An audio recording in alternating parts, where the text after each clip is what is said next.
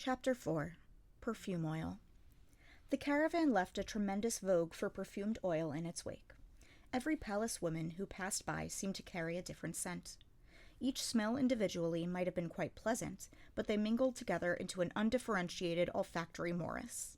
Mau Mau, with her keen sense of smell, found it a little trying. What made it worse was that the imported perfume from the West wasn't subtle, but carried powerful scents. Mau Mau wasn't the only one who found life a little harder because of the new trend. When she went to the laundry area, she discovered piles and piles of perfume-soaked clothing, the eunuchs responsible for cleaning it frowning deeply as they fetched bucket after bucket of water. Such vogues tended to go as suddenly as they came. The craze for manicures had waned, so everyone needed something new to grab onto. Interest in novels continued to flourish, perhaps because books and perfume were completely different from each other. Xiaolan was every bit as annoyed as Mau Mau by the perfume, since it meant more work for her, but she continued to study industriously in order to read her fresh, new copy of the novel. Mau Mau, who had admittedly expected Xiaolan's efforts to trail off after a few days, was impressed. "Ah, it stinks," Mau Mau grumbled to herself as she set down a basket of laundry. Just being here threatened to make her feel drunk on the odors. She stood lethargically, but apparently she was in the way because a serving girl with a basket full of clothing bumped right into her. Mau Mau ended up wearing some of the laundry. "I'm so sorry," said the maid, whose voice was still high. Whomever the laundry belonged to, she was apparently also a disciple of the newest trend, for the clothes reeked of roses. Roses, huh? Was it wrong of Mau Mau to think about how much money she might get for the rose water she'd made the other day? She'd made plenty of it, but hadn't used any for the time being, just held on to it, for essence of rose could have a negative impact on pregnancy. It would probably be fine so long as Consort Gyokyo didn't use whole heaps of it, but one never knew, and it was best to be careful. As such, Mau Mau had been looking for an opportunity to sell the stuff in the pleasure district before it went bad. She plucked the clothing off her head with a growl. Then she blinked and gave the outfit a good sniff.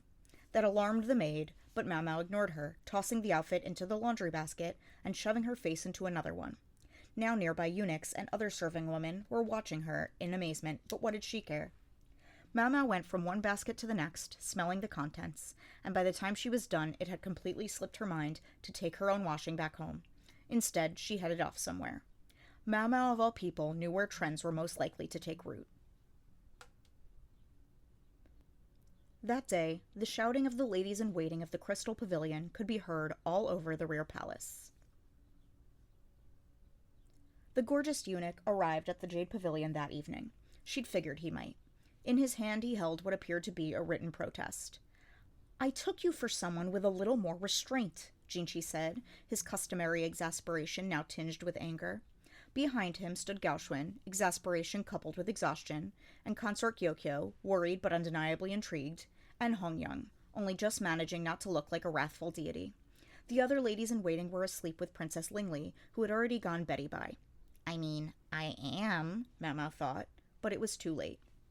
A great deal of proof was required in order to turn speculation into certainty. The Crystal Pavilion had been the perfect place to get it, and Mau Mau had, one might say, succumbed to her curiosity. "My apologies. I let the excitement get away with me and did it without getting their permission." "You sound like some old lech making excuses for himself." That was the last thing Mau Mau wanted to hear from a certified actual lech, but for the time being she kept her eyes on the ground and tried to look penitent. "Next time I'll be sure to ask them before I go smelling things." "But why were you smelling them?" Jinchi sounded distraught. "Goodness," Gyokyo said, blinking.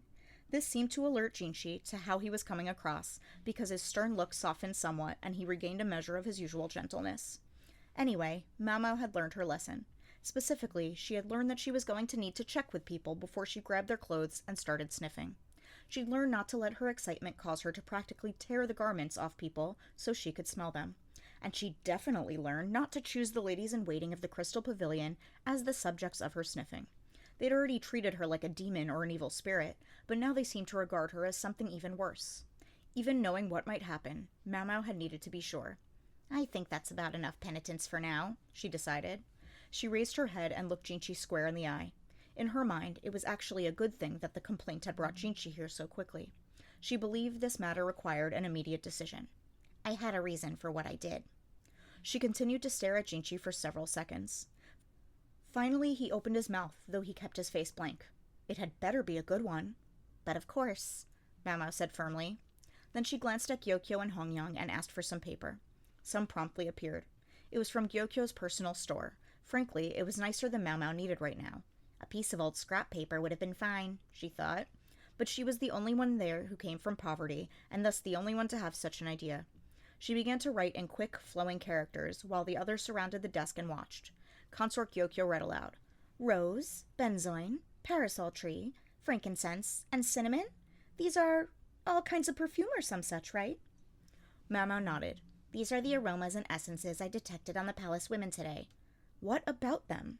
Jinchi asked, sticking his hands in his sleeves. None of them were present in any significant quantity, Mau Mau said, setting her brush against the inkstone. But all are potentially harmful to a pregnancy. That cast a pall over her audience. She went on. In addition to the various perfume oils, the caravan was selling spices and teas. She produced the ones she had purchased for herself. The jasmine tea, along with peppers, moderately expensive black pepper, rock salt, and cinnamon, which could easily serve in both food and perfume. All very much in character for Mau Mau, with her preference for dry, spicy foods. She was a little chagrined by how much she'd bought, but, well, the money had been there. She told herself she should have noticed then and there, but Mau Mau, as it turned out, was not immune to the festive atmosphere. Jasmine tea has the potential to induce contractions, she said. I don't think a small amount should be anything to worry about, but to avoid any possibility of a miscarriage, I think you should abstain from it entirely. It was the very tea Mau Mau, Xiaolan, and the others had drunk at the medical office the other day. And then these spices. Peppers frequently appear in the abortifacients used by prostitutes. Mau Mau glanced at Gyokyo. She clearly understood that this matter was a serious one. She looked at Mau Mau intently and nodded. Go on. Hongyang seemed eager that Gyokyo not be exposed to too much distressing talk, but she respected the consort's opinion enough not to intervene. So using these ingredients will increase the chance of a miscarriage? Jinchi asked. Mau Mau was noncommittal. He was both right and wrong.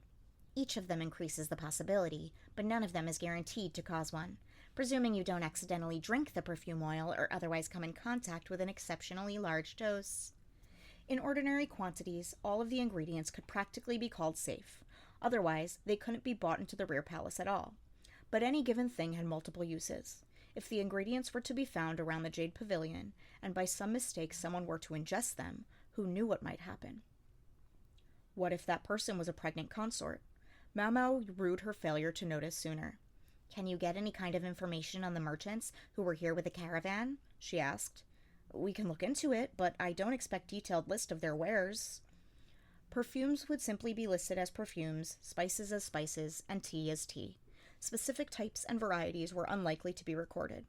All the incoming merchandise had been inspected, however, giving everyone involved the sense that their job had been done to satisfaction and leaving little room for complaint.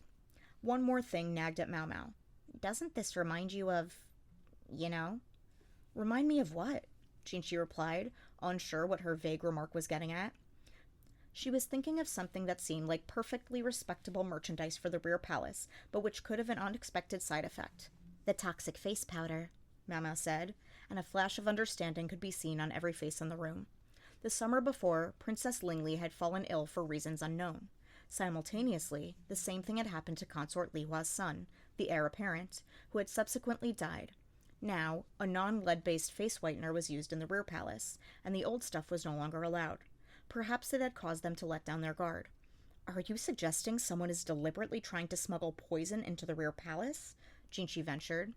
Mau Mau didn't nod, but she didn't shake her head either. All she had at the moment was speculation, not proof.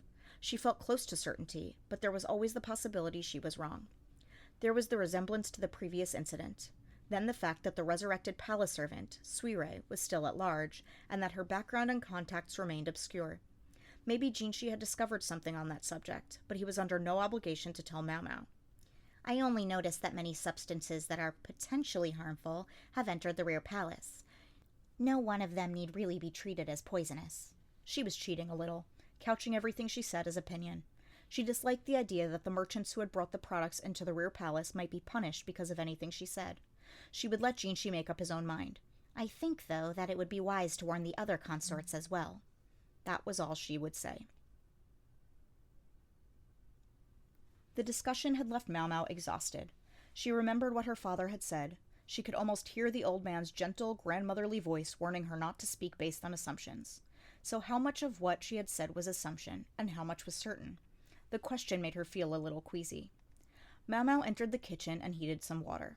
When it had boiled, she cut it with some cold water and poured it into a glass cup, where the bulb of jasmine tea waited. The glass was an expensive piece of drinkware, but it was all right. She would be sure to wash it thoroughly when she was done. Mau Mau had already used up her jasmine tea, unfortunately, but ch4 had given hers back. She'd had some now, she said, and didn't need more all to herself. Mau Mau might have preferred if ch4 had simply accepted the gift, but she didn't want to argue. Anyway, she liked this tea. Her sisters had let her taste it on the sly when there were no customers around, and drinking it now took her back. The blossom began to soften and open in the warm water. Mau Mau sat in a chair and watched it. The fragrant aroma filled the air around her. "I thought that was supposed to be poisonous, no?" a gorgeous voice said from above her. She looked up to see a face as pretty as the voice, lit by a single paper lantern that burned in the kitchen. It was already dark outside. The lantern light gave Jinchi's face a reddish cast. He really was disgustingly lovely. "Many poisons have medicinal properties in small quantities," she replied. "A single cup of tea would hardly have an effect of any kind. Anyhow, this is the kitchen. Hardly the sort of place you belong, Master Jinchi." "Don't quibble." "Where's Master Gaoxuan?" "I sent him to deliver a message." The eunuch's august status didn't stop Mau Mau from pursing her lips at him. She held up the tea, the jasmine blossom now fully open, to the lamplight and inspected it. Then she took a sip, enjoying the way the flower bobbed in the water. She knew it was rude not to offer Jinchi any tea, but it was after hours. Time for him to go home. "Besides," Mau Mau added, "I'm not pregnant." True enough. For some reason, Jinchi glanced away from her as he spoke. He was sitting diagonally across from her. When had he seated himself? "Not going to give me any tea?" he asked, eyeing the glass cup and the flower. "What kind of tea would you like, sir?" Mau Mau stood, grumbling silently about what a headache Jinchi could be. There was a shelf stocked with provisions for when visitors came, though. Maybe he'd like a nice, simple white tea. Jinchi continued studying her glass. "I'd like to try some of this." "I'm afraid that's the last of it." She'd poured the first steep into her glass. She could add more hot water, but all Jinchi would get would be the dregs. "I don't mind. What other effects does this tea have?" Jinchi shifted in his chair, looking at the leaves.